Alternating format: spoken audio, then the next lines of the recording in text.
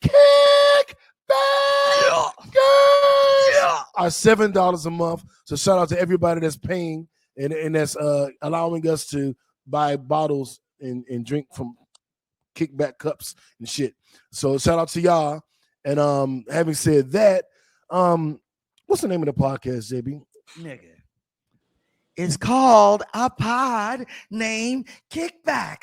A Pod Named Kickback. It's like a Tribe Called Quest. You say the whole thing. Welcome to A Pod Named Kickback, also known as the Black CNN. And Mel, you better remember this. And the revolution will be televised. I'm No Breaks New, the righteous ratchet. If you throw it, I'll catch it. If you got it, I'll match it. Every Monday. We right back at it. I am the Black Savage. What up, y'all? It's JB Frank. I'm that gangster geek representing. Well, sorry, I fucked that up. Coming at you every goddamn Monday. There it is. Representing NWA Nerds with Attitude. Happy Monday, everybody. We're bringing on today a special guest, one of our formal co-hosts to the Kickback, a friend, a sister, somebody who has been with us, riding with us. A pain in the ass. Don't forget pain in the ass. Yeah, well, because she does disagree. She does disagree sometimes. Respectful disagreement is how you communicate and move forward. And Mel has always been one of our key thought leaders for us. What's up, So Mellow? Thank you. Introduce yourself. Well, hold on. Introduce yourself. Can I introduce myself? What's up? It's Melanie Dion, aka So Mellow, aka the Queen of Creeps, the breaker of men, the Queen of Creeps, aka the conscious creep. I actually got it out today. Yay! There you go. Look, There you go. I had to write it down because I couldn't remember. Oh, you was cheating. You was cheating. Mad at that. And before we go on, Patty, not Patty, but Chatty Patty. Yeah. She made a point to say that she loves you, she loves your mind, she loves the fact that we introduced her to you, and we always have the best women in our lives, and she noticed it, and she is so appreciative. She said she saw the message where I said that you kind of got us started on this way of thinking, and she said that she is so appreciative that you actually had that conversation with us to get us where we are, and she loved you to death. Thank you, Patty. I appreciate you, girl, because I listen, you like one of my Facebook BFFs, okay? Like, I definitely be following you, keeping up on your life. So thank you. I really appreciate the compliments. Yeah, she really was like, I love her, and you better tell her. I was like, I'm going to tell her, I promise. So we brought Mel on this week because the topic of the show is protect Black women. Absolutely. And usually we do all the stories of the week, and then we may have a think piece here and there, a question of the week here and there. But this show is going to be a little different.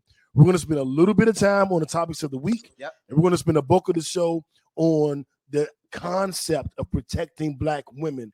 And we didn't want to do it by ourselves. We needed a Black woman here to correct us when we get it wrong, to add what we may forget unintentionally, to remind us of what we may neglect, and to help steer us in the right direction in case we get lost. And this isn't like in the mission of like we're stupid or we don't know what's going on, but it's just that I think it will be very tone deaf to have this conversation without a Black woman present. Absolutely. This is journalism with integrity, right? Because how the fuck are you going to talk about a situation related to a certain group of people, related to a certain representative group of people that you don't represent, without having one of those individuals actually in place to help crystallize that perspective? You know what I'm saying? That is just...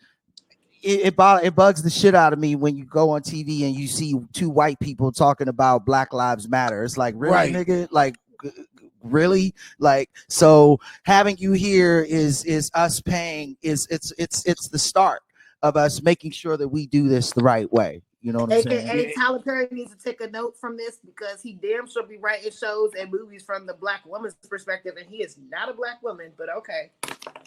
Well, that's debatable. That's debatable whether or not he's a Black woman. No, no, no, That's debatable. no. Now, shout out to Tyler Perry. Shout out Tyler. Tyler, it's just jokes. I still need a job, Tyler. These are jokes. Shit, I'm dead ass. Invite And me love to your you writing for room what you're since you are doing. not a black woman. Thank you. Love you for what you're doing in Atlanta. And he may be he may be a trans. Well, we'll get into that. We'll talk about that later. But Patty said, "Oh, my face, love y'all so much."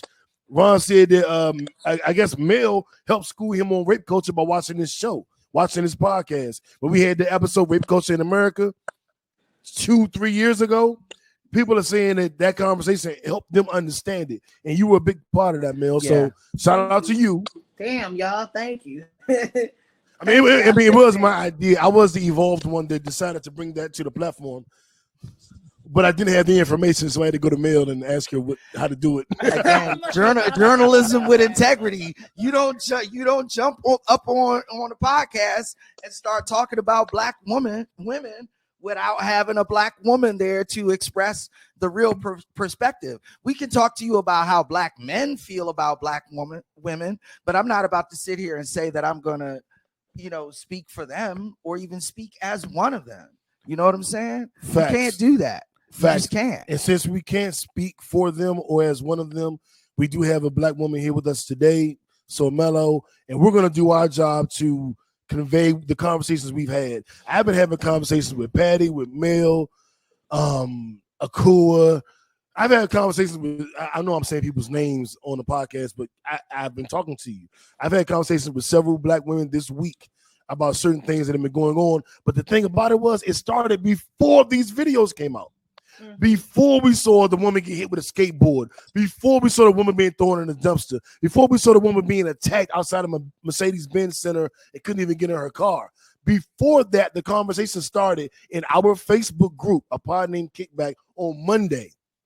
I think it was Monday evening or Tuesday where Patty sent me the video from On Mother's Podcast, sent me a video of the black woman being thrown into the dumpster. Mm-hmm. Now, I believe, and she'll check me if I'm wrong here, I believe that I was already on the right side and already saying the right things.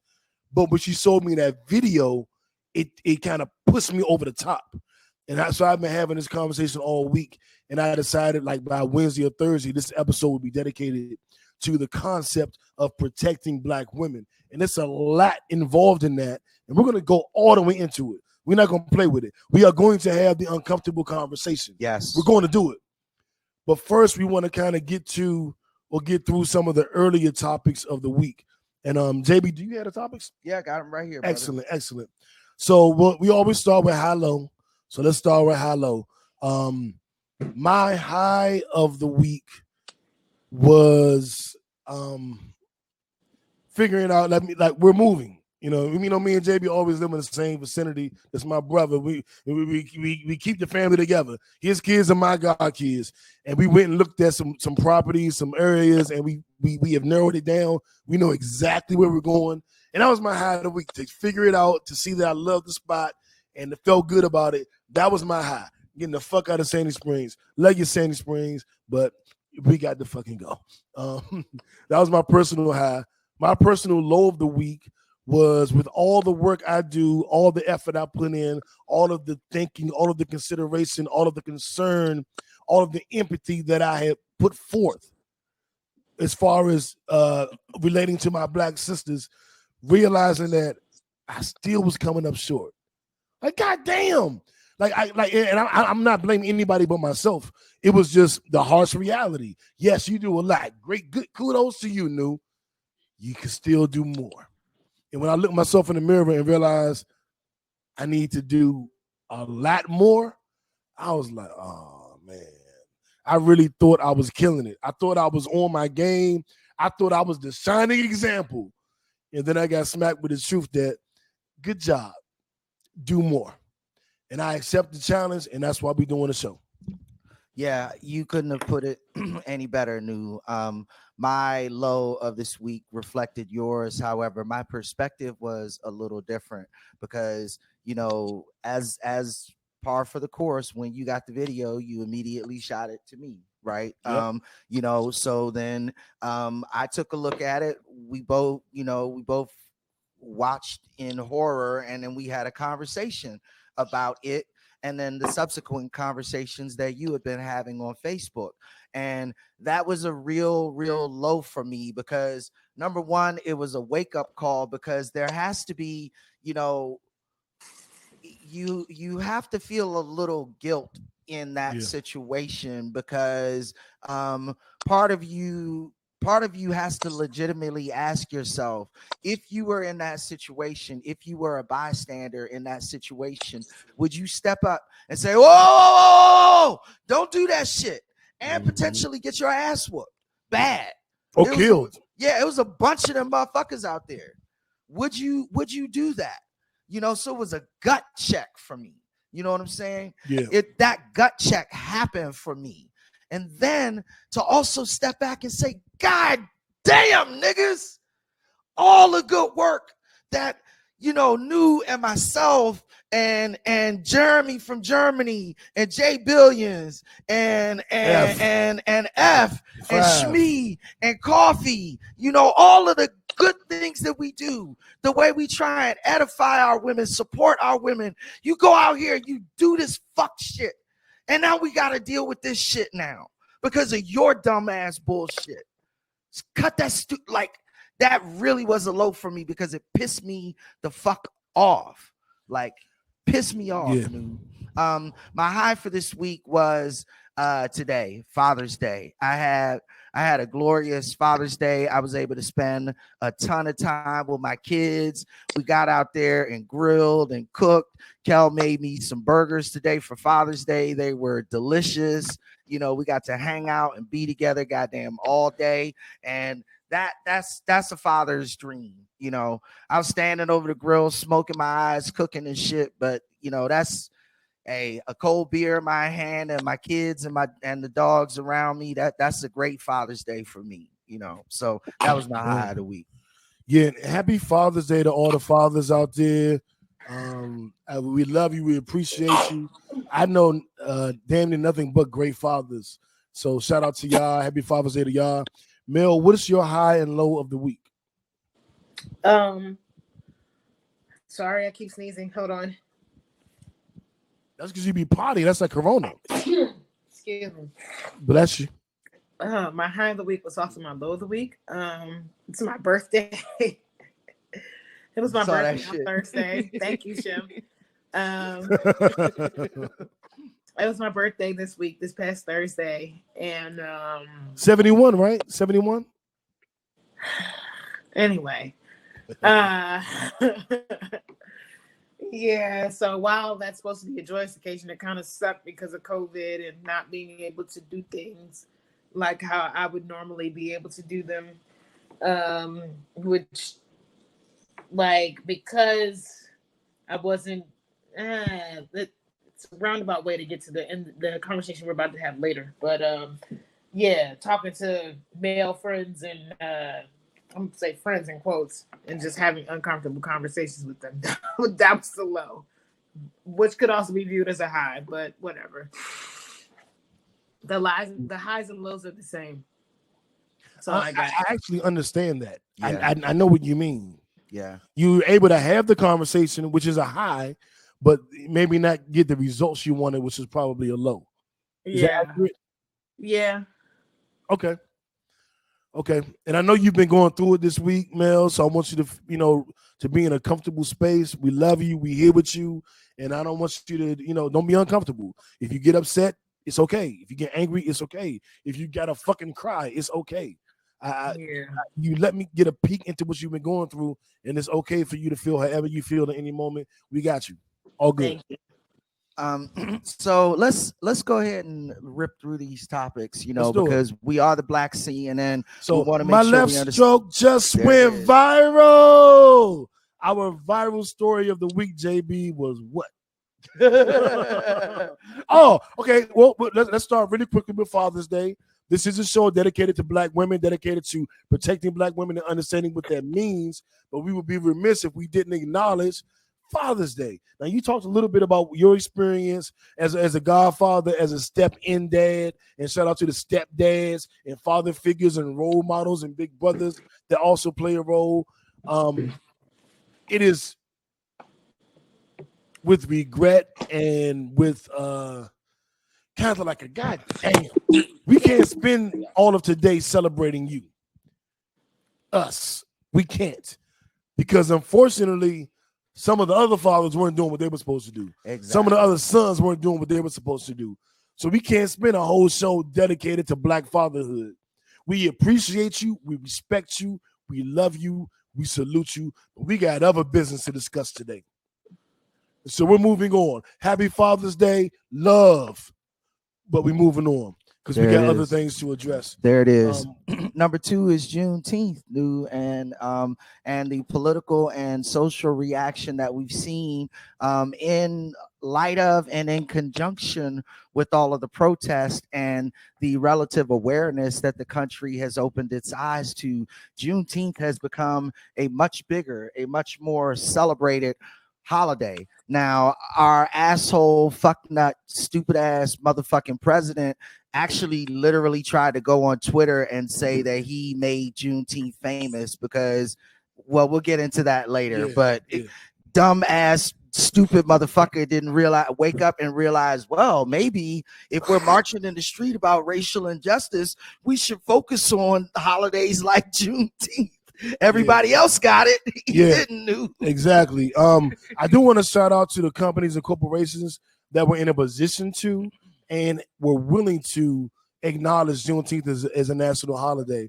The company I work for, everybody knows I'm in insurance. I won't say their name, but I'm in insurance sales. And the company I work for currently has implemented a Juneteenth celebration going forward starting in 2020. They did it at the last minute. They did it immediately. They did it without fear of retribution or consequence. And they just said, we're going to celebrate the, African Americans, and we're going to celebrate the ending of slavery, and we're going to just and fuck who don't like it starting now, right? Effective immediately. And I was like, oh shit. Okay, I would have never expected it, just to be honest, but it happened.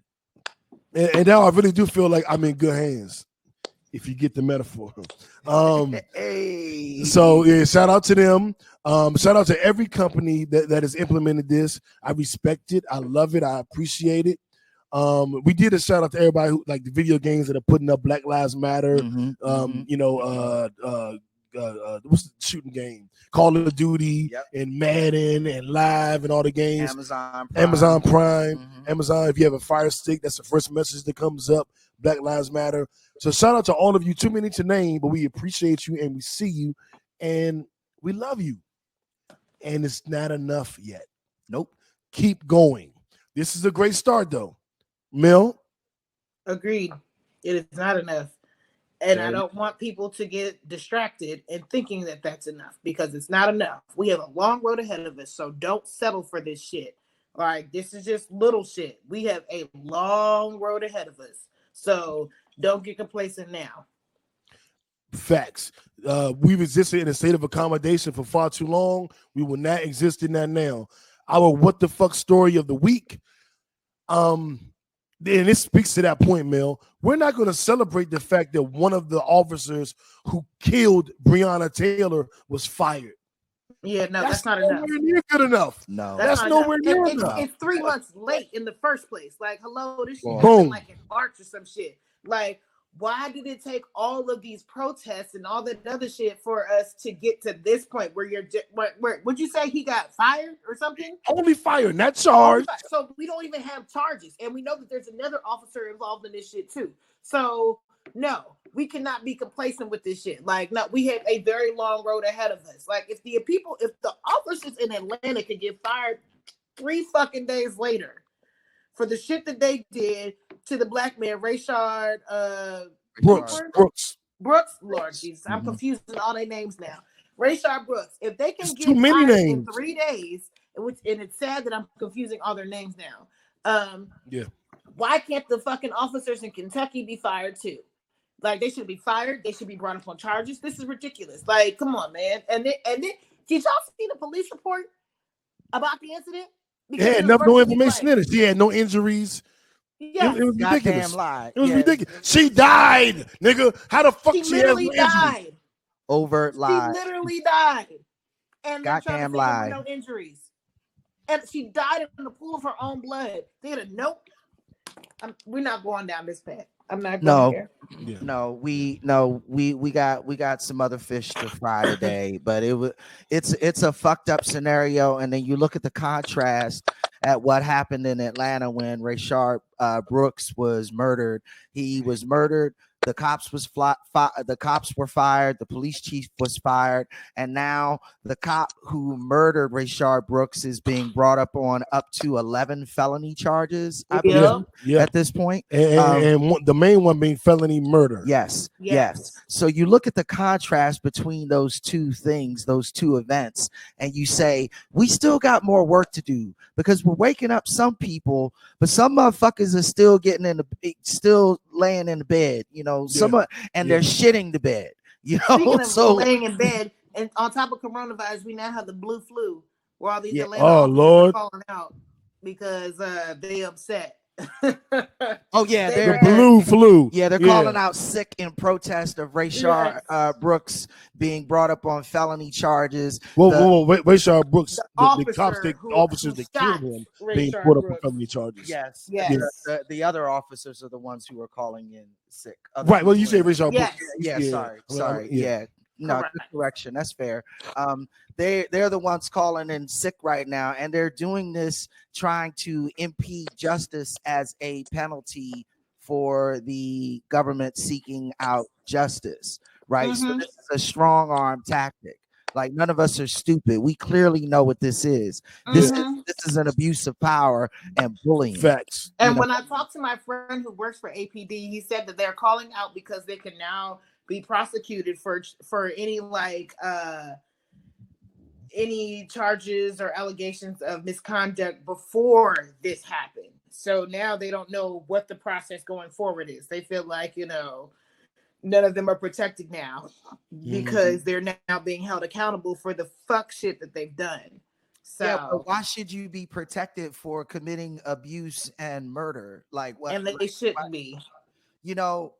If I want to get back in good graces, I expect a little extra scrutiny. I expect to be taken through the ringer. You know what I'm saying? Mm-hmm. Like, we need to be held accountable. Me or my people fuck that money up. My black men fuck that money up. So I'm going to be asked a few uncomfortable questions. And that is, he's speaking in relation to our topic, protect black women, not in relation to the police situation. Just to clear that up. So I like the way you tied that together, though. 45, JB's poker buddy Donald Trump jumped out here, and he just did a lot, man. I want to remind everybody that COVID-19 is still real. Coronavirus is real, and we should not be dismissing it and going on blah blah blah blah about our regular lives. It is still a time to be cautious and to be careful as we return to some sense of normalcy. We saw the Tulsa Trump rally where nobody had a mask on, like they was just out there chilling, and this is like, my nigga. And a lot of times the masks that we have access to don't protect us from other people, but it protects other people from us. And I think it's very important because we a lot of times we don't know if we have it or not. So our best move is to protect our loved ones and other people from us, unless you've been tested like JB, and I've been around JB every goddamn day, so whatever. But as a general rule, when I'm in public outside of my immediate circle, I'm masked up. And this fool went on to say, if we stop testing, then the numbers would drop. He urged them to stop, to slow down. Testing. He wants to slow down testing so that the numbers will drop, so it isn't reflected on his presidency. He's campaigning for re-election. He doesn't care about you. He's campaigning for re-election. He wants to appear to go down so that he doesn't look as bad. Well, and the funny thing happened in Tulsa, actually. I don't know if you caught this, but a bunch of young people actually reserved seats at his Tulsa. I'm going to stop you there. Yeah. Because one of the biggest proponents of that movement was Mel. We've been doing this on Facebook. Mel has been talking about this for weeks.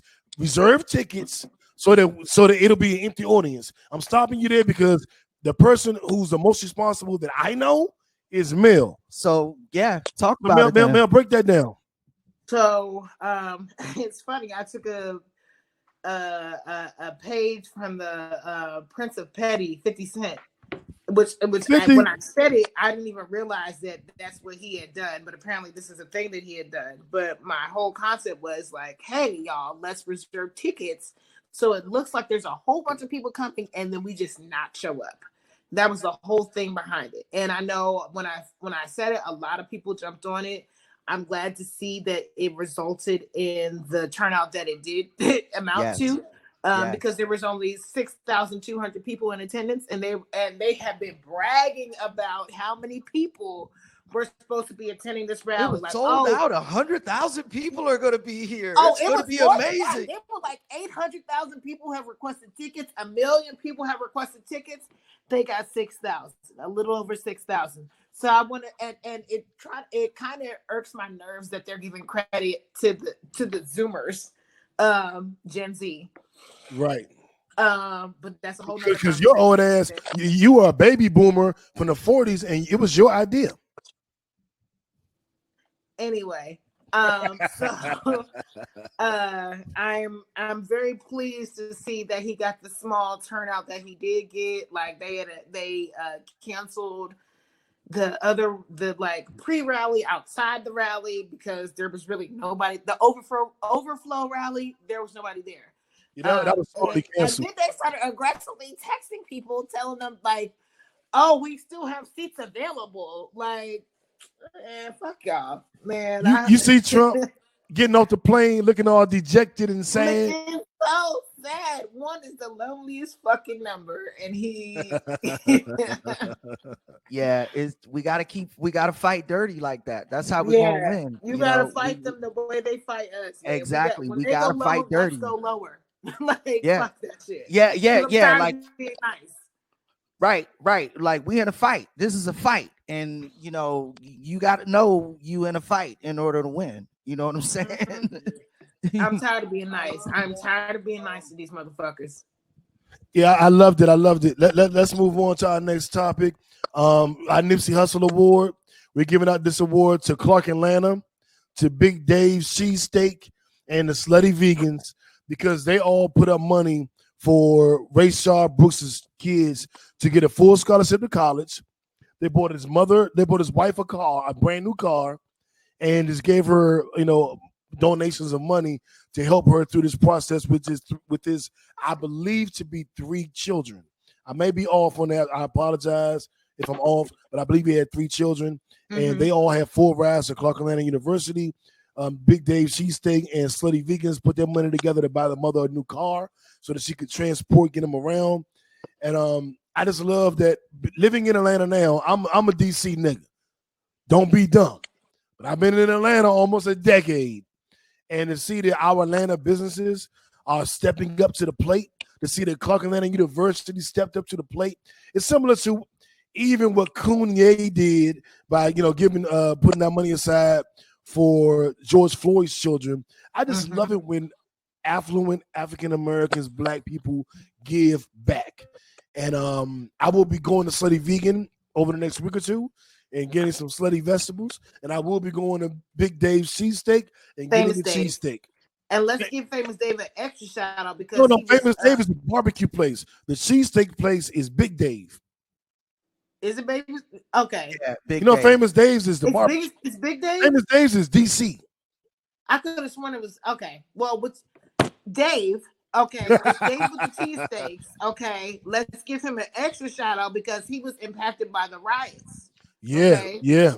And so, they shut him down. And Russ and another rapper contributed to. We talked about that a few weeks ago. You're absolutely right, Mel. Yeah, they helped him put his shop back together, get back open. He is now back open for business. So give him an extra shout out because he went through it. Absolutely. Yeah.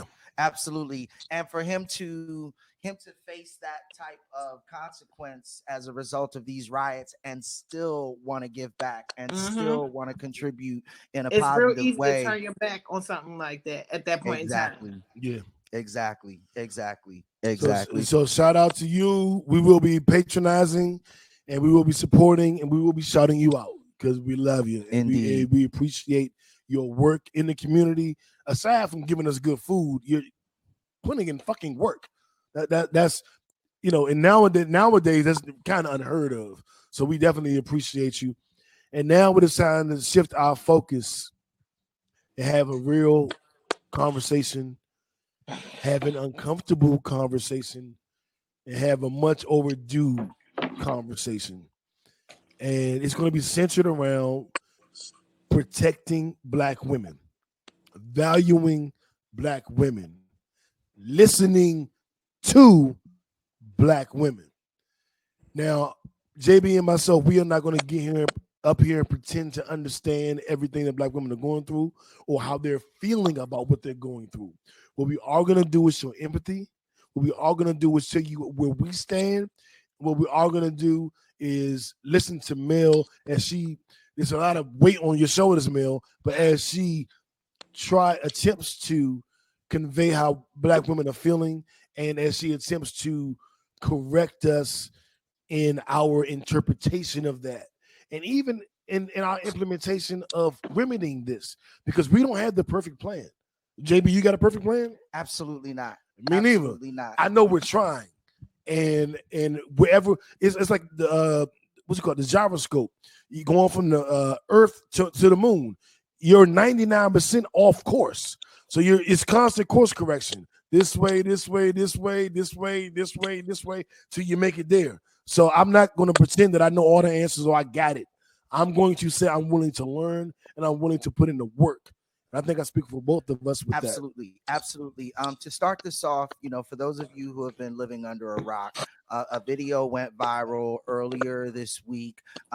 It depicted a horrible, horrible, horrible incident in the Washington, D.C. area at Mayfair. My old neighborhood. I lived in Mayfair. I used to live at the new apartments over there. Yeah. Okay. And my cousin actually pointed that out earlier in his comments. But these dumbass young kids grabbed a young lady and basically threw her in a dumpster and wouldn't let her climb out, and were laughing at her, joking at her, ridiculing her. It was fucked up. And the most fucked up part about it was the guy who was videotaping the whole episode was a grown motherfucking man, a man in his 30s, watching these young dumbass kids conduct this deplorable action, and he's laughing and egging them on.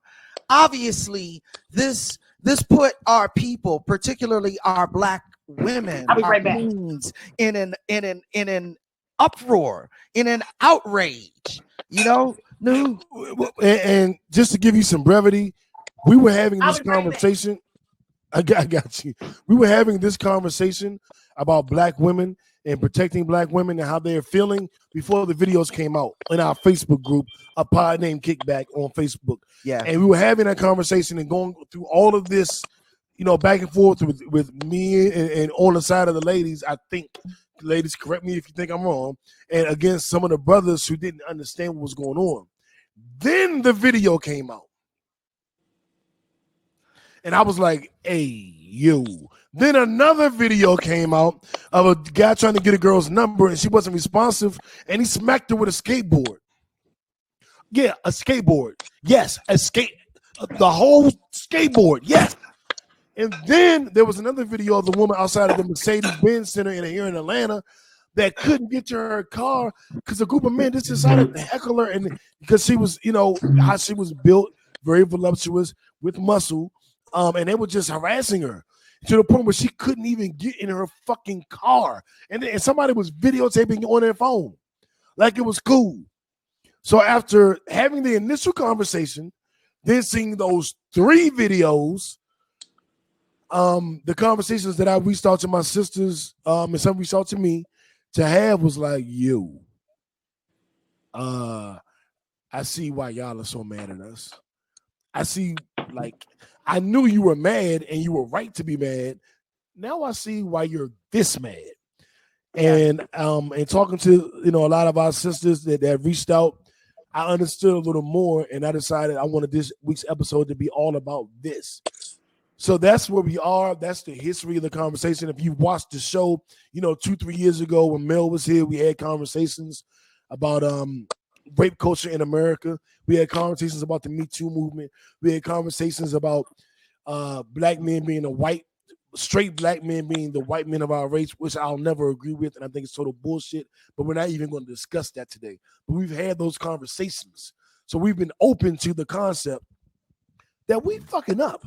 Hey, so Berger said new. I just brought it up on screen, but he's never seen any of the videos. So if you wouldn't mind just forwarding those to him when we're done. Yeah, so take a look at definitely. Those. I'll post them. They're in our Facebook group, but I'll repost them again. But they're there. If you're in our Facebook group, Berger, you are. They're there. Mel, were you about to say something? I was going to ask you what the second one was, because I heard the first and third, but I had to run out because I forgot I had chicken on my grill. I don't burn chicken, but I almost did today. So I missed that little part. So can you tell me what the second video was? The second video was a black man trying to get a girl's number, and she wouldn't give it to him, so he smacked her with a skateboard.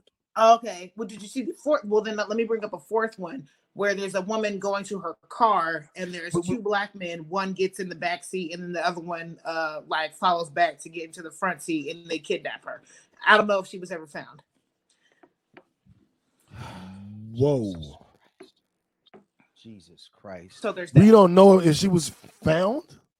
Yeah, I don't know if she was ever found. I saw this video like 2 weeks ago, which is what prompted me to like, besides what's going on in this country right now and like, all the racial injustices and black people being found strung up in trees and shit, I realized that I, as a black woman, particularly a single black woman, that I really needed to get something to protect myself. So if you want to fuck with me, pull up. But I'm not fucking with these people. Boom. And we did a whole episode on this about 2 weeks ago about us getting armed and us protecting ourselves, black men and black women. And sisters, if you don't know what gun to get, if you don't know where to go, if you don't know what to do, reach out to me and JB, and we will provide you with the information that we have. Because I got a 40 cal with hollow points. Don't play with me. Boom. Man. So Mello ain't so mellow right now. No. She's so fiery. yeah. But I love it because that's what our queens was about. Yeah. Our queens, our black women, we weren't like the queens in England. Like our black women stood up and were warriors. We're fighters. And I implore you to do that. But at the same time, you shouldn't fucking have to, because we should be handling it for you. I respect you. I applaud you. But if we were on our job, it might not be necessary. It should still be done. And I think women should always be able to defend themselves. But if we were on our job, it might not be a 911 emergency that you have to, because we would be doing it. And that's what this show is about. I'm not here to bash black man. I'm a black man. I ain't doing that bullshit. I'm not. But I can call out when we slacking. Yeah. And I think that's fair to do. Absolutely. Mel, you and I have been talking for a little bit now. We kind of broke down what happened and the events that have ensued to sort of spark, if you will, this conversation. I wanted to make sure that you had an opportunity to offer your clear and unadulterated, uninterrupted perspective on what you saw, how you felt about what you saw, and how you reacted. Okay, so the first video that New was talking about, the one with the girl in the dumpster, and honestly, I have not seen the last two videos, but that particular one was brought to my attention by someone that I went to Howard with. She sent it to my inbox like earlier this week on IG, and I was just disgusted by it. Like there is a huge disconnect in our community, and this is I'm gonna go ahead and go down that path that I'll start talking to you guys about earlier. There's a disconnect, and right now I am asking for Black people to multitask, because Black women and Black men are like being really pitted against each other, and it's not necessarily our fault. To some degree, we do have some responsibility with this, but this has been this goes back to slavery, you know, um, and we really have to do a better job of protecting and defending each other. And we also need to have those uncomfortable conversations with each other regarding how we're feeling towards each other. And it doesn't have to always be such like a visceral attack on each other. Like we can just be open and honest about how we're feeling about certain things that are happening in our community. And whether it's like relationships or just like social issues and how we're being represented. But we need to be able to have those conversations with each other, because if we don't have each other's back, we can't make progress in this larger movement that we're focused on right now. So, Black people, we got to multitask. And it's like a three front fight right now, because we are fighting with each other. We're fighting this virus that is impacting our communities, like in ridiculous numbers, and then we're also having this racial injustice fight, but we can't make progress, particularly on this racial injustice fight, if we're not working together. We can't not work together. We need each other. Like, you're 100% right, and that is a conversation I think that we're going to have at a later date. Right now, I want to talk about what's going on with Black women and and how we have neglected our responsibility as Black men. And that's a conversation I want to have with Black men that are watching, and I want the Black women that are watching to know that we're willing to have that conversation. So I agree with you, Mel. Everything you said was perfect. You didn't say anything incorrect. I agree, but I want to focus on us dropping the ball. And I took notes. I wrote some shit down because I want to make sure I got this as right as I could get it. Protecting Black women. I want to speak on what that means to me, what that means to JB, and what that means to Mel. And if you're watching this live, you're more than welcome to chime in and say what it means to you, and we'll read it live on the air. So please chime in. I'll start it because I put everybody on the spot with how I feel. Protecting Black women it means educating them. It means physically protecting them. It means valuing them. It means listening to them so that you know how to protect them. Because I could think in my mind, I need to do this for my sisters. And my sister like, I kind of don't need that. What I actually need is this. And so I think the most important component is valuing Black women, because when you value them, you'll listen. And when you listen, they'll tell you what they need. And then you'll give it to them if you respect them. So it's valuing Black women. It's respecting Black women. It is then listening. Once you value them and respect them, you're more than willing to listen. And then it's acting on it, because you can value Black women. You can listen to what they say and not do a fucking thing. So that action is very key. I can't say it's the most key component, but it is equally as important as valuing. It's equally as important as listening, and it's equally as important as acting. So that's what the totality of respecting Black women means to me. And it means going above and beyond. Which, if you're not gonna do it for them, who you gonna do it for? So yeah, you gotta go extra hard to protect Black women, because if you don't do it, who is? So yeah, it's a job. Yeah, it's work. Yeah, it's not easy. Yeah, they mad at us. So yeah, they might call us some names in the process of us helping. They might get mad and scream at us in the process of us helping. They ain't got the right to. They might call us the thing that irks my fucking soul, the white men of our race. they don't have a right to be that angry? Have we done what we were supposed to do? Yeah. They We damn kind of got sure. the right to be that man, right? Yep. As much as it hurts. And I tell black women all the time, ooh, that one, that's the knife. But I have stopped saying they don't have the right to say it and they don't have the right to feel it because we the ones that fucked up. Yeah. I'll jump in here quickly, and then Mel, I want to give you all the time you need to express your reactions.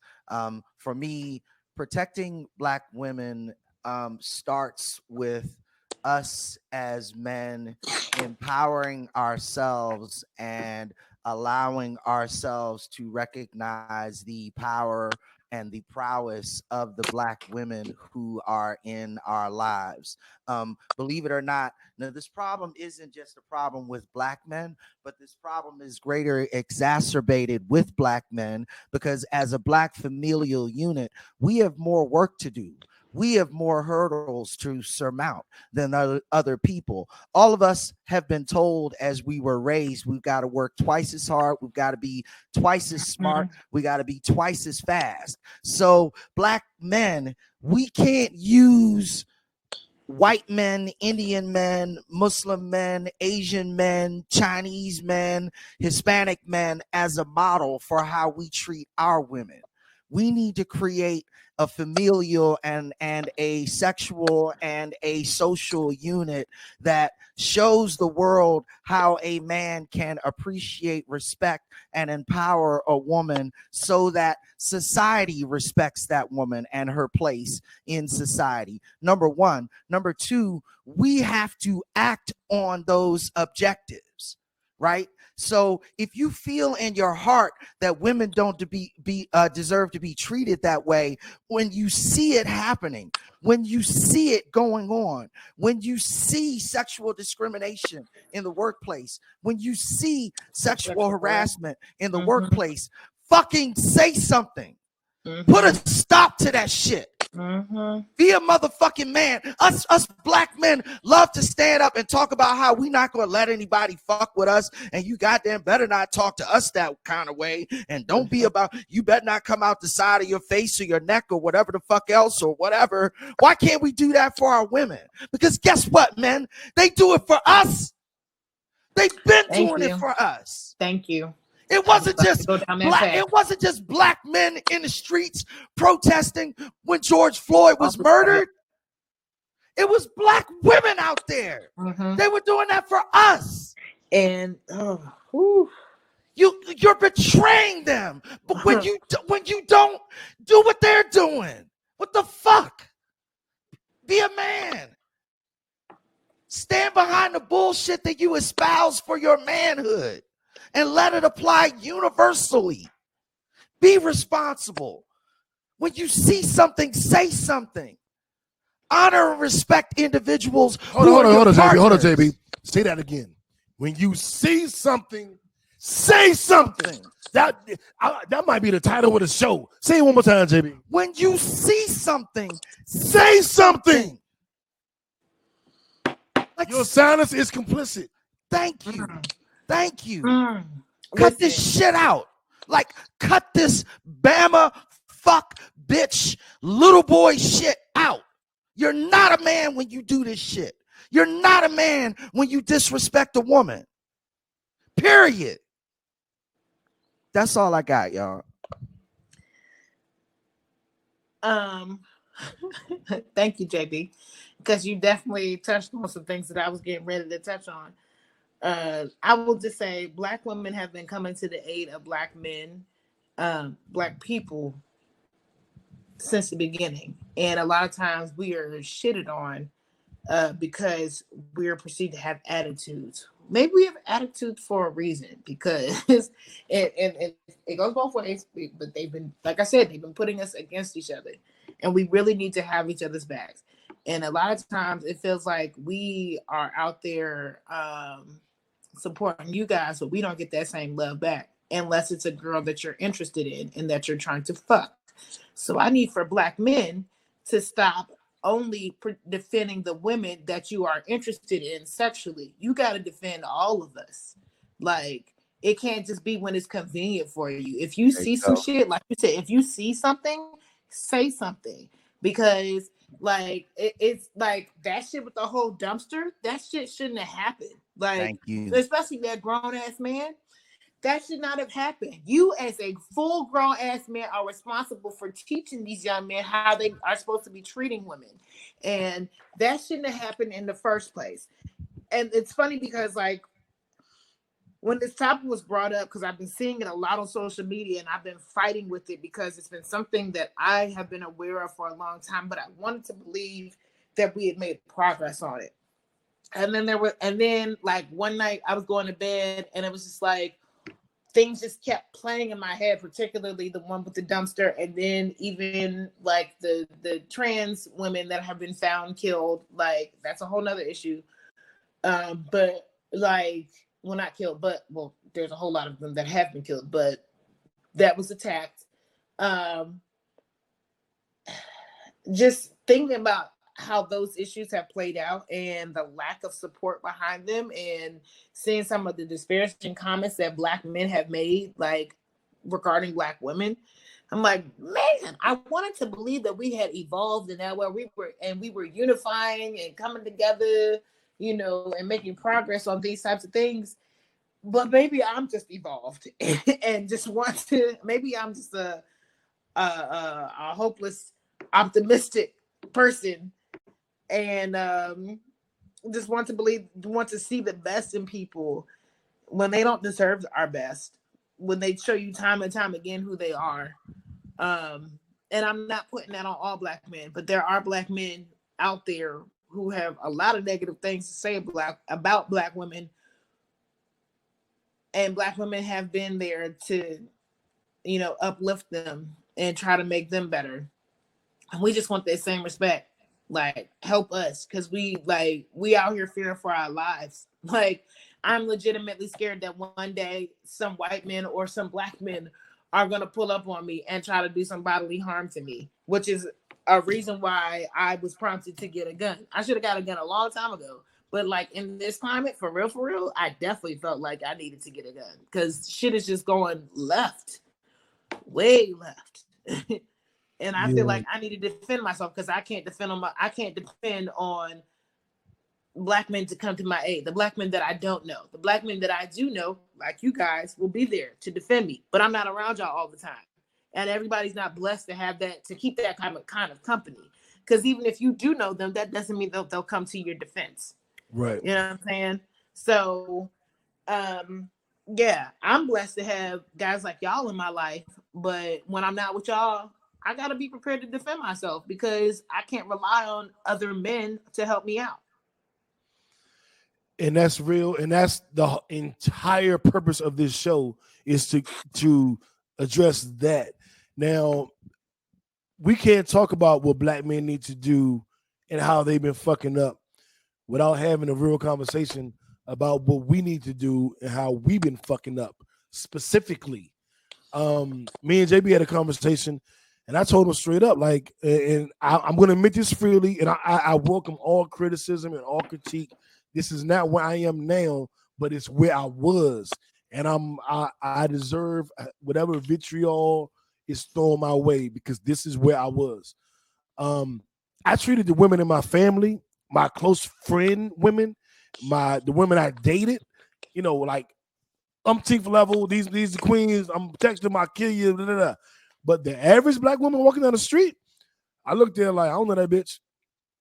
And I'm keeping it, and I welcome all that hate that I'm gonna get from it. But I don't think that we can have a real conversation if I'm not real. So I came from a place of ultimate disrespect for women that I didn't know. Like, bitches ain't shit but hoes and tricks. That was literally my philosophy. Well, unless you my cousin, unless you my sister, unless you my aunt, unless you my mother, the rest of them, no, man, fuck them bitches. And I did that shit. I lived that way for like 30 something years. It wasn't until recently, recently in my old ass life, the last decade or so. Because y'all know he 130. Man, cut our mic off, JB. Cut our mic off. And we apologize if we're looking down. We're looking at Mel while she's talking. So if we're looking down and not at the camera, our apologies, but we're actually looking at her because we're paying attention to what she's saying.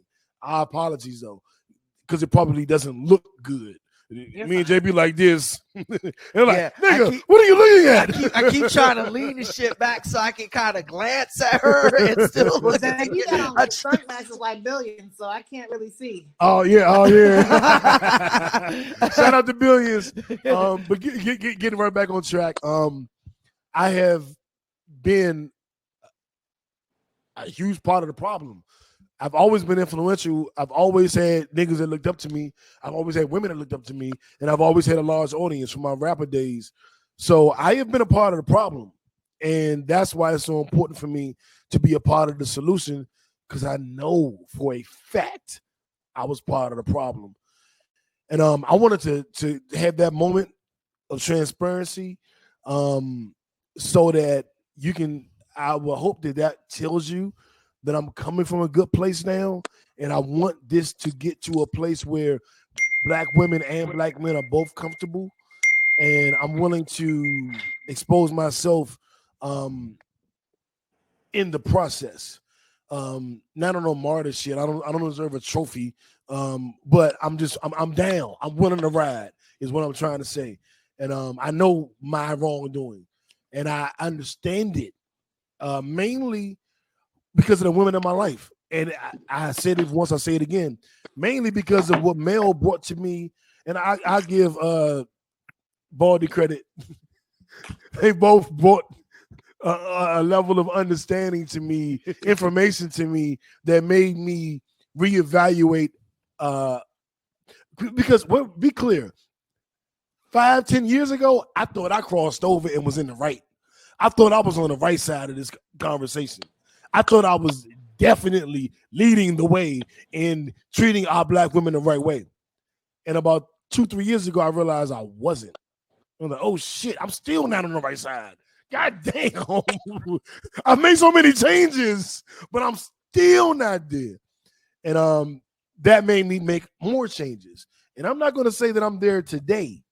I am saying I am willing to use whatever voice and platform I have to make sure the correct information is given out, even if I'm not 100% sure on what that is, which is why I make sure that whenever we have these conversations, we got a sister with us that can correct us. You know, allow me to geek out for just a moment. And then, Mel, again, I think it's important that we allow you as much time to express your opinions as possible. But I do want to say this: the problems that exist in the divide between black men and black women are not all necessarily our failing or our fault. Number one, as I mentioned before, you know, the male-female dichotomy and male abuse and you know, authoritarianism is something that has existed for centuries, thousands of years, millennia. So, you know, we're going to not put all of that on the black race and what's going on with us. But what we can accept about the black race is that there was a concerted, strategic, and specific effort to dismantle the black family in the United States. And that has led to a systemic tension between black male and black female relationships. That tension is not something that has solely existed as a dichotomy of our sexuality or even a dichotomy of our current circumstances. It is something that has been inculcated in us throughout this entire process of oppression, right?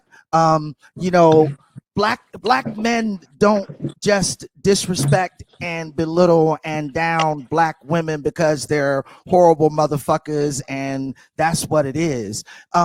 We were strategically taught by society to devalue our own women over white women, right? That happened. But again, kickbackers, so fucking what? It's not an excuse. It's not an excuse. Yes, all of that happened. Yes, that is a part of who we are. But that is why we need to do more to change. That is why we as men need to work harder to support, defend, protect, and empower our black women than the white man does, than the Muslim does, than the Chinese person does. We need to work harder. And are you a nigga that's going to be lazy? Are you going to step up and do the work? You claim to be a real nigga, right? That's what that means. That's it, y'all. Mel? Yeah, so this goes back to my original point about this shit, you know, going back to slavery and how they put us against each other and removing the black man from the household, which also ties into feminism. That's a whole other subject, and we've touched on that before too. We can do that in 2021. Okay. We're not going back there to 2021. But because because of slavery, because they worked so hard to put us against each other and removing the black man from the household and created this division between us, we now have a society where black women are just hard, and we've been asked to step into a role without being actually asked, but we've been, you know, put into a role that isn't ours to fill. Because black women, I don't care. I know I don't have kids, but it is damn sure hard to teach a young black man how to be a man. And so then you create these kids, these babies who have all this animosity, whether it be the girls having animosity towards men, or you create young men who are weak. Like, I'm sorry. It just is what it is. Like it's They don't have a man's disposition. They don't have that role model there teaching them how to be men. And I think it's important for men to show men how to be men. Like, it's important, y'all. They we need that. Like, like, no, that's what they did. They created that division, and made it seem like men weren't necessary. But then, like, now you have these hard ass women and these weak men, and the roles have changed, and women are just not like. I can't remember how I express it verbally. It's always better when you say it the first time. That's why we always say, save it for the show. Save it for the show. Ooh, save it for the show. You didn't save it for the show. That's all good. I loaded that on you guys as I was so emotional before the show, before y'all had even like agreed to put me on here. But like, man, there is so much division between us, and we like, men should be allowed to be men, but also be allowed to feel. It's not wrong for them to feel. Why can't I think of how I said this before? I can't articulate this the same way. It's not coming out the way I wanted to, but I mean, take your time and get your thoughts together. You don't have to rush through it. You have the liberty of. Matter of fact, stop listening to me. You focus on your thoughts. This is your platform, and I'll move on. And when you want to jump in, jump back in. Yeah, because I articulated it beautifully before the show. I wish I'd have been screen recording myself or something. Shit, because I said it so well. Like, damn, that was okay. So basically, you're saying that men should have the opportunity to be vulnerable. Yeah, but I forgot how I tied that in together. Like, it was. I said it so well before. Like, I can't. Yeah, well, I think I'll try to freestyle with you. If we don't have the ability to be vulnerable, then we can't understand vulnerability totally. You know what I'm saying? I don't know if that's where you were going, but that's true. That if we can't be vulnerable, then we can't understand your vulnerability or support that. If we can't be that vulnerable. And that was the issue initially with me, because women were like, you're the white people, you're the straight black men, the white men of our race. And I was like, what? Fuck you, bitch. I was definitely talking about how we treat each other and just us needing to be open and honest and having that dialogue about the things that we do to each other, whether it intentionally or unintentionally, but we just aren't able to have those conversations because for so long men have been told that they're not allowed to have those conversations. You're not allowed to express how you feel about certain things. So you have a whole bunch of damaged people who are bottling up all these emotions because they're like are expressing how you feel is seen as a sign of weakness, and it's not weakness. Like, we need to be able to have these conversations in order for us to be able to make progress in our movement, and that is where I was going with that. Well, and you know how a movement builds, kickbackers. A movement doesn't build with complete 100% total agreement. A movement builds momentum with consensus. You know, the NAACP, the SCLC, and all of the other organizations that organized the March on Washington in 1968 didn't have a single agenda, right? Each one of those groups had its own agenda, but they understood the importance of coming together and acting together, you know, and in a relationship. And let's keep it 1,000, whether we're talking about husband and wife, you know, mommy baby or baby daddy or whatever that is, you know, we need to come together about what needs to happen and move forward about what needs to happen. So you have to acknowledge how you feel in a situation. But the reason why you acknowledge those feelings is so that you can move forward and understand action.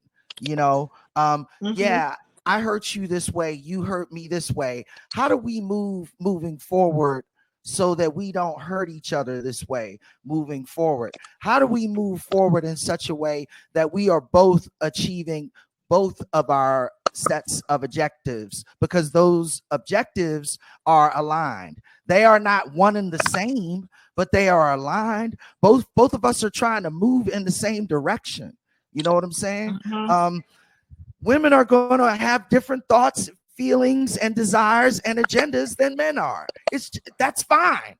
That doesn't make us enemies, You know what I'm saying? Yeah, absolutely. And I think that understanding on both sides is going to take us much further than anything else will. But I am a we need to stickler have that understanding in order to make progress. Right. I'm a stickler on this. I'm only interested in talking about protecting Black women and where we failed and where we need to go. I have a whole slew of things that I want to say to Black women about what I think y'all need to do. I mean, and that, not in a negative way. I'm with you, but I have a whole list. Like, trust me. Us apologizing, us standing up for Black women does not mean that Black women are complicit in this whole situation. I got a higher list of shit I want to say to y'all about the ways that I think you failed us. I'm gonna do that next year. Yeah, we gonna put that shit back there. We need to talk about how that. We talk about how we talking about how we step forward and how we fucked up. Yes, we'll get to y'all later. This ain't the time to.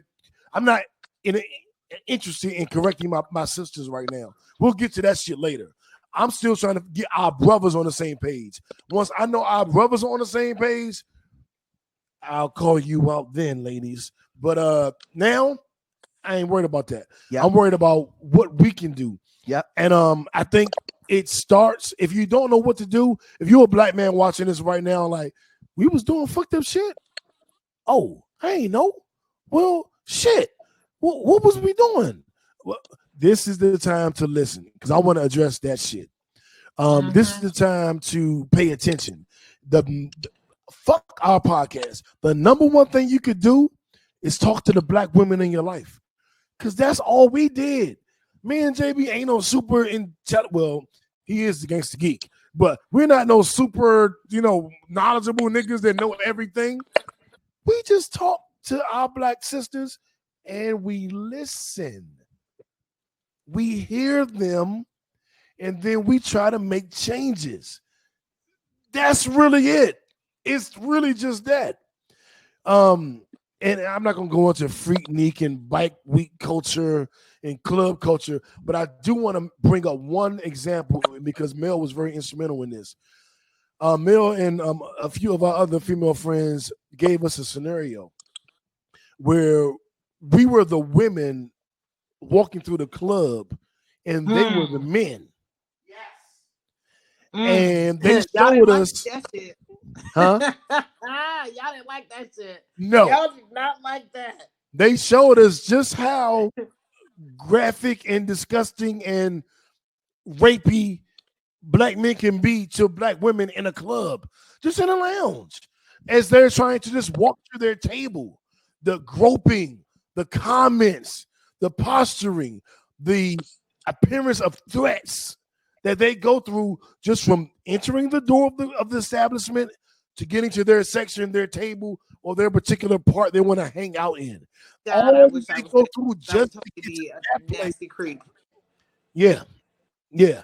And they did an actual demonstration. So me, JB, and F actually walked through the middle of our female friends, and they showed us literally what they went through. And we were all like, "Yo, don't grab my balls." Like, you know what I'm saying? Like it was some real shit. But it took that for us to kind of go, "Oh shit!" And so I want to encourage all of our kickbackers, kick back, yeah. The kickers, Male the backers, kickbackers and that the have female kickbackers. friends to perform this exercise. Get 3-4 of your female best friends together, and as a male, you walk through them and let them show you what they go through just at a lounge. I know it's social distancing and all that shit right now, so it might not be the most ideal time to do this Now exercise. you can do it with your family. You can do Yeah. it with everybody in that COVID pod. I wouldn't advise doing that with family because that's kind of Yeah, nasty. I wouldn't. Yeah, me neither. well, I I don't. yeah. I mean, But- not, but- hold on, hold on. I would just say, ask them to explain it to you, and if you do have a crew that you kick it with, yeah, that's- go yeah, through it with them. Yeah, that's a have good have way to those put it. ladies go through it with you. Yeah, And if close you can't pod. do that, because everybody don't have close pod, Yeah, you know what I'm saying? That's real. So That's real.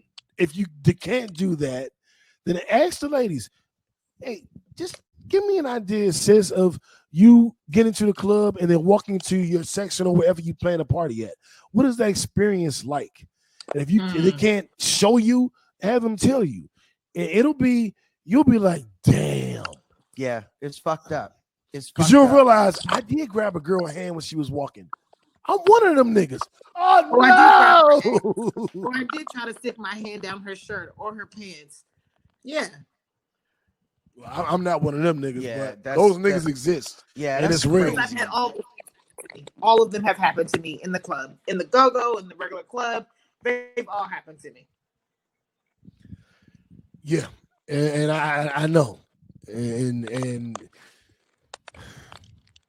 yeah. I just want to apologize to every woman that's watching this. And this ain't me pandering because I know some of y'all. I don't know some of y'all. And you ain't attacking me, so I ain't gotta make up for it because nobody's mad at me. You know what I'm saying?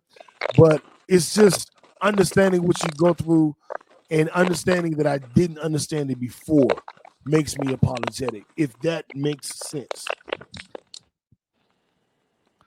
Yeah, this is you got to raise your awareness, and as you said before, this isn't about trying to forgive this phrase because I think it's overused sometimes, but all lives matter. Because honestly, as a man, I feel like in order to move forward, you can't control everybody else's actions, but you can control your own actions and you can control your own reactions. I feel like as men, it is our responsibility to make a step forward and to take a step forward. What is that? What is that? I don't know what that crackling shit is. I'm trying to figure it out. Sounds like your voices are crackling. I was trying to figure it out if it was just me. Nah, it wasn't just you. It was JB. Was it me? It's you Yeah, too. I guess it is. Every time you talk, Okay. scoot over. Scoot It's to the you right. too, Get New. away from my mic. Was me too? It just started happening recently. Like it's happening with you too, New. Yeah, I don't know. Maybe it's an internet Technical thing. difficulties. It is what it is. Let's keep it moving. These burgers said, I heard it. Tune the TV one tonight to watch Don't Stop. Oh, yeah, Don't Stop the Beat is a documentary on go-go music. That's coming on tonight on TV One. So let's definitely watch that. I can hear the crackle, crackle, crackle, crackle. Yeah, it's bad today. It's bad. That's the white man trying to keep us from unifying. Yeah, it's not us, it's the internet. It has nothing to do with anything that we've got going on. I don't know. The internet may crackle. The Yeah, internet will stop the progress of the I show. think it's a streaming glitch. I think it's the audio feed type of Whatever. glitch. So, yeah, we're not even talking, and I hear it. That's what I'm saying. Yeah.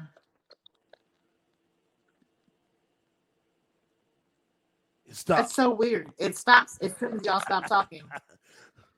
It's JB. It's JB voice. It be fucking it up. As soon as you're ready to say something, the crackle come back. I heard a nigga breathing, ready to get back into it, and then the crackle came.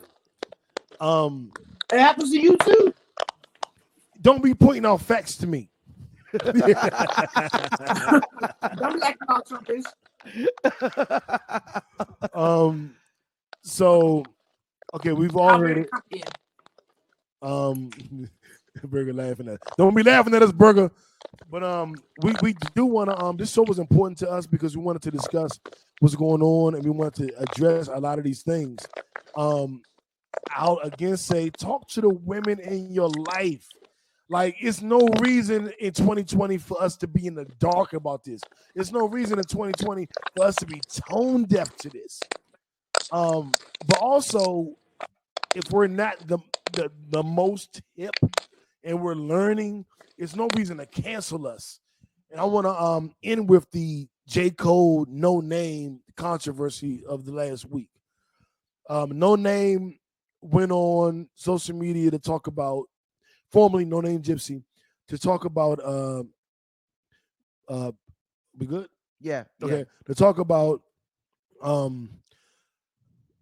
these black male artists who made a living off of the struggle and off of pro-black power to the people and how quiet they've been during this upsurgence. You know, and J. Cole was like, she's talking about me? Like, I feel like she's talking about me. And he said that, hey, I'm going to be honest. There's a woman you should follow on Twitter. She's smarter than me. She knows better how to deal with the revolution than I do. Y'all made me be the super revolutionary guy. I'm slick not. And I don't know all the answers. I don't read that much. I'm not the nigga. But this black woman is, and we should follow her. But for you, sis, I want you to just watch how you say that shit. You real aggressive, and we acknowledge that you're a better leader than us. And everybody needs, I'm saying to all my followers to follow you because I think you're better at this than me. But you ain't gotta go at me so hard.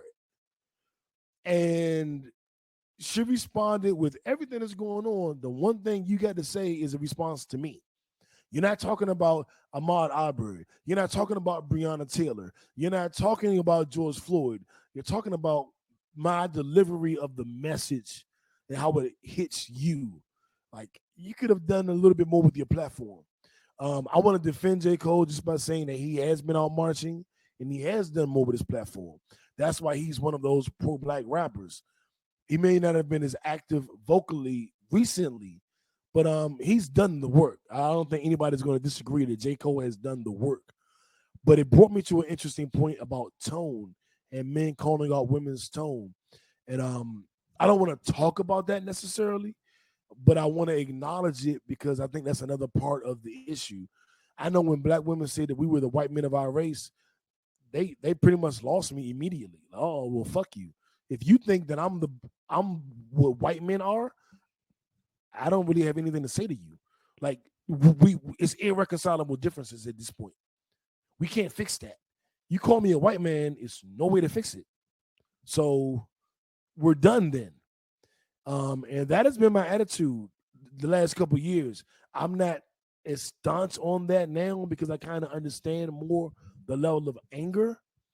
But if you do think that black men are the white men of our race, then it's kind of like, what we gonna do? Like, it's no way to move forward.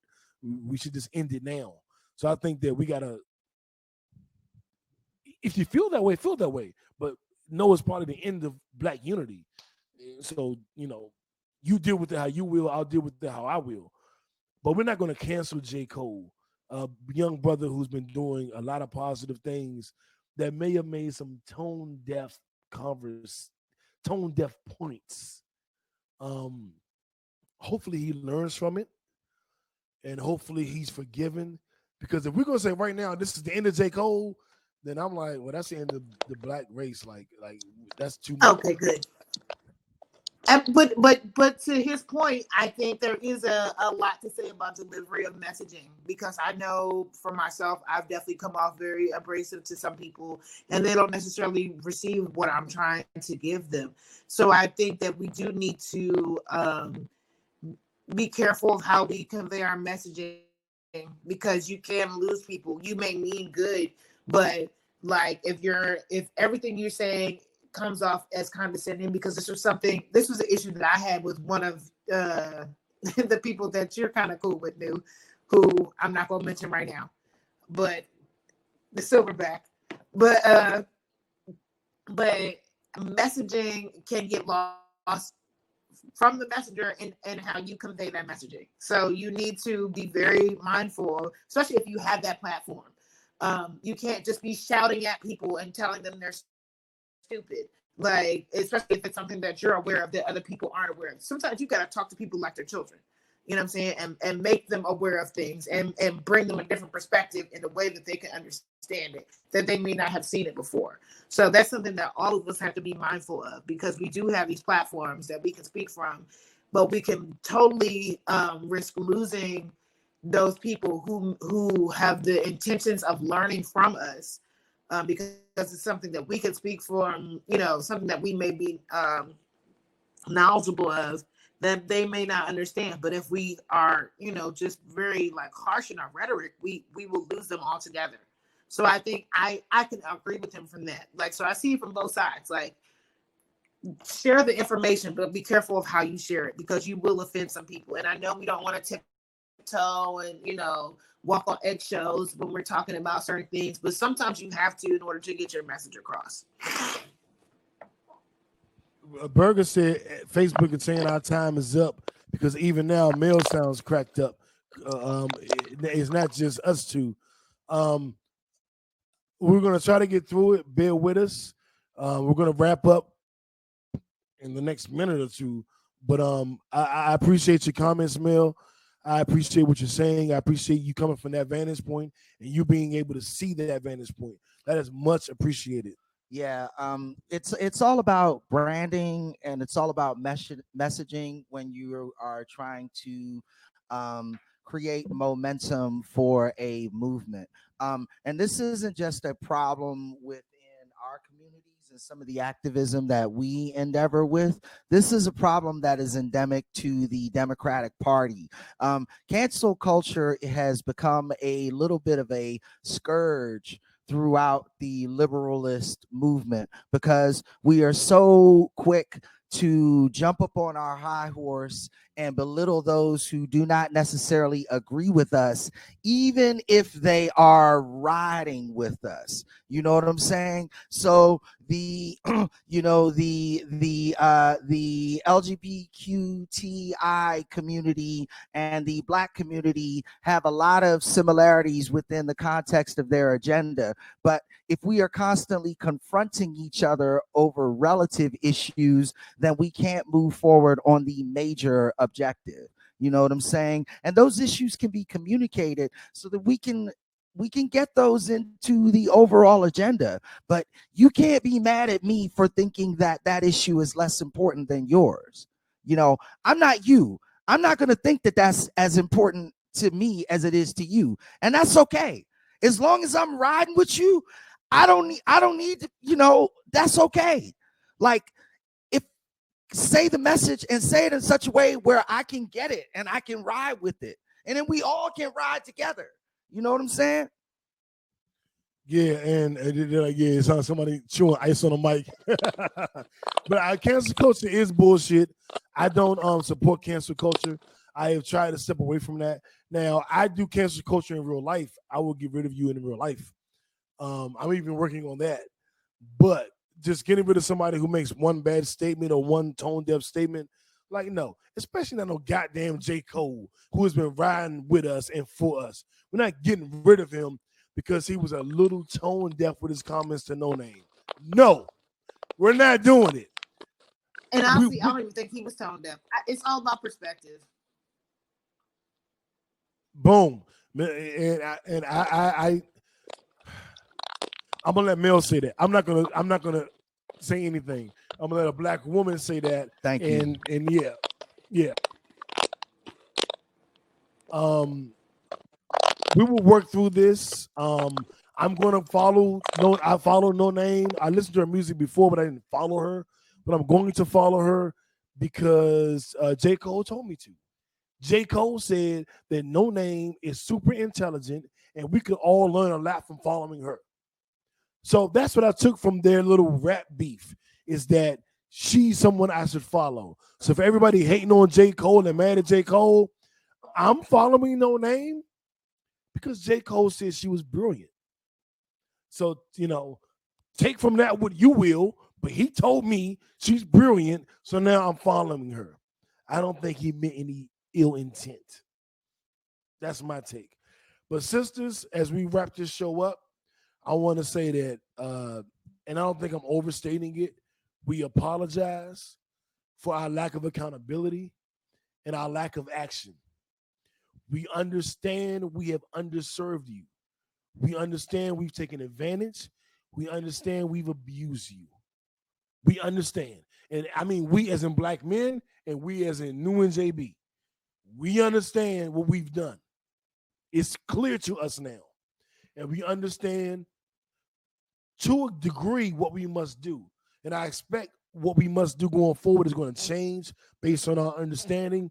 But as of right now, to a degree, we understand what we must do. And we're willing to do it. Yeah.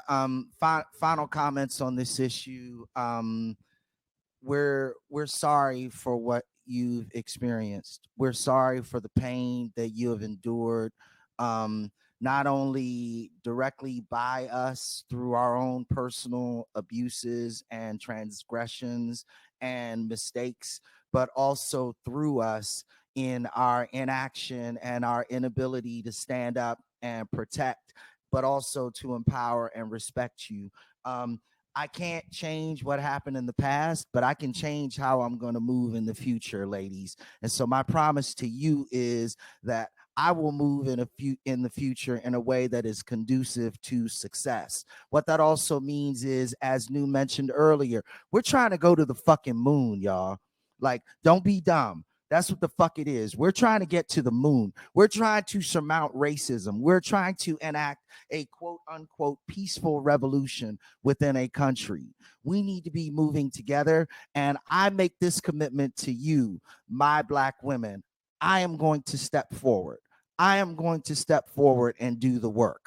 I am going to step forward and listen to what you have to say about these issues. I am going to step forward and understand that if you're in a situation with a group of men around you, or somebody is talking to you some kind of way, and you glance over at me like, nigga, like, do you see what this nigga is doing? I'm gonna step up and be like, whoa, hey, what's up, brother? Like, I'm not trying to cock block or nothing, but this lady is uncomfortable right now. We supposed to be protecting our females, right? I'm going to say that. I'm going to say that out loud. That is my commitment to you. And Mel, again, following those lines, literally putting those words into action, I wanted to allow you to have the final statement on this issue. Yeah, and Mel, before you go, that applies to online too. That applies to Facebook and Twitter battles, as I've been having with, like Emil alluded to, when our people's having those battles out loud on Facebook, on social media, and in person. So it goes, it's twofold, trifold, like doing it on social media, doing it face to face, doing it when you responding to it correctly when you hear about it. Like, I don't think that right now a woman could tell me like, man, I was with this nigga yesterday. He said, da-da-da-da, and I'm not gonna have like, really? Who was it? Right. Do I know this nigga? Do I know him? Right. What's his number? Right. Because I think real nigga shit, it's got to be that extreme. Yes. It's got to be like, Hey, John. Yeah, what's up? This new. Who's new? Well, I'm friends with Mel. Oh, okay, what's up? I just wanted to talk to you a little bit, man. Coming at you, not on no, aggressive shit, not trying to, no bullshit. But do you think, like, I want to talk to you about some of the things you said, and I think it has to kind of get to that point. And I think that JB hit the nail on the head, and I think it kind of has to be that way until we get to a level playing field, and then it can be more normal. But I think it's going to take the abnormal to get us to where we need to be. And on that note, Well, I think what you're asking for is people to mature to a level that allows them are prepared to to engage in that conversation on. Because like I think a lot of guys, if you were to call them out of the blue on behalf of another woman, they'd be instantly like defensive about their behavior. But we have to have those conversations. Black people, we have to have these uncomfortable conversations with each other. And You know what it means when a motherfucker starts getting defensive? It means that you made a goddamn point and that they're having difficulty. Yeah, you did. And emotionally. hit dogs holler. Hit dogs definitely holler. And but a lot of times when you hit that dog, they don't want to hear what you got to say afterwards. So if the woman hasn't already broached that subject with them, and kind of presented it to them like, hey, this is how you make me feel, and they've gotten defensive, but aren't necessarily, are open to hearing it from another man, then you can broach that subject with them. But if they're not, like, there are a lot of immature people who aren't prepared to have those conversations. But we have to have those conversations within our community regarding how we treat each other. Because if we don't have those conversations, we will never make progress on these things. It's a lot like racism. Like we all have to. Black people are being asked to do a lot of things that are making us uncomfortable right now. But we gotta have these uncomfortable conversations with each other and with the others, with our allies. Yeah. And some of them are not our allies, But that's a whole other show. Yeah. But we have to have these conversations, regardless of how they may make you feel. I know I don't like having them sometimes. I've been having this has been an ongoing conversation with these guys. You know what I'm saying? Like 2-3 years ago, this was very uncomfortable for me. But like it's just come to a point where number one, I'm comfortable with myself and confident enough with myself to be able to engage in these kinds of debates. I don't know which. Okay, are y'all still there? Right. I guess so. Yeah, y'all had blacked out for a second. I was like, where they at? I'm sorry. We left. We got sick of listening to that shit. Nah, I'm joking. That's a joke. That's a joke, kickbackers. Get him. Get JB. Get him on Twitter. Black Twitter. Get JB. Don't cancel me. That was a joke. Cancel JB. Like, wait, that's going to cancel the podcast. Never mind. Don't cancel the podcast. Y'all are too important. Y'all are having conversations that Black people don't want to have. Saying things that are on people's minds that they're just not comfortable enough with expressing. So please, Black Twitter, don't cancel them. They are the Black CNN. We need this voice. We need this out. Black CNN. But yeah, goddamn right. We gotta have Mel killing gnats with her bare hands. Yeah, she's like a superwoman. I did. I'm like Obama out here. Do you remember when he killed that fly? Hey, well, he was like. Hey, real niggas, fucking fly, fuck that shit, All flies matter. No, fly lives matter. Fucking fly. Fucking flies. Nah, I'm killing flies, and all of these little problems within ourselves are like flies. We gotta be quick. We gotta be reactive. We gotta be perceptive, and we gotta just kill them so they don't bug us anymore. So we can keep working and moving through the jungle and get to the promised land. It's just that simple. Perfectly said. I want to shout out to our Black women. that have their voices heard, that feel they are not heard, and they haven't given up yet. We're listening. We're bringing as many black men with us as we can. It may not be at the speed you want or you deserve, and it may not, be at the pace you deserve, but we are doing the work. And we understand that the most important thing when it comes to this black race is protecting black women. We understand that. And it's just going to take a little bit of work to get every black man to understand that. But we love you, we value you, and we listen. We are listening to you. And that's that. We're listening. And we're implementing, we're taking action based on what you're telling us. Yes. We're not excusing you of your shortcomings, but that's 2021. We're not doing that this year. 2021, we'll have that talk. But I want to thank Mel for being on the show and for helping to guide us along this journey over the last 3-4 years. Yes, we've been having these conversations. Yes. Thank you, Mel, for being our conscious, for being our Jiminy Cricket, if you will, on our shoulder. You call Mel a cricket? That's fucked up. I called her Jiminy Cricket, a different cricket entirely. Like Jiminy Cricket was a bad motherfucker. Anyway, that's me. Don't gangsta geek on me. No, I'm not. I don't want to have that conversation. No, absolutely not. Absolutely not. But thank you, Mel.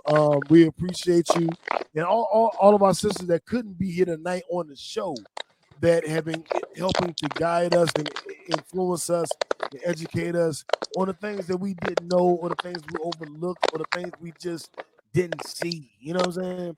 So shout out to all of you.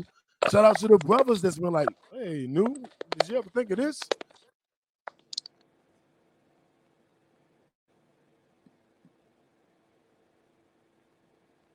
Hello?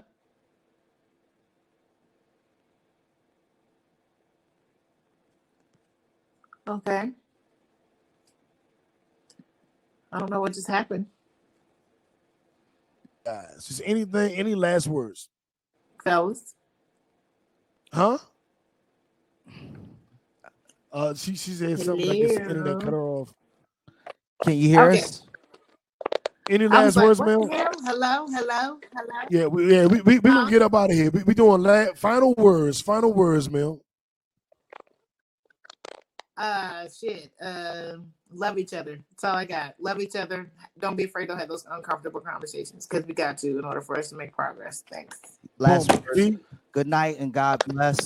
Love you very much. We will see you guys next Monday. Look out for us on drive time tomorrow morning on your way to work. Amen. That's it. Last words is listen to each other. Understand what each other is saying, and do the work to fix it. So do the work to fix it. Yep. Do the work to fix it. Yep. Do the work to fix it. Yep. Uno. We out.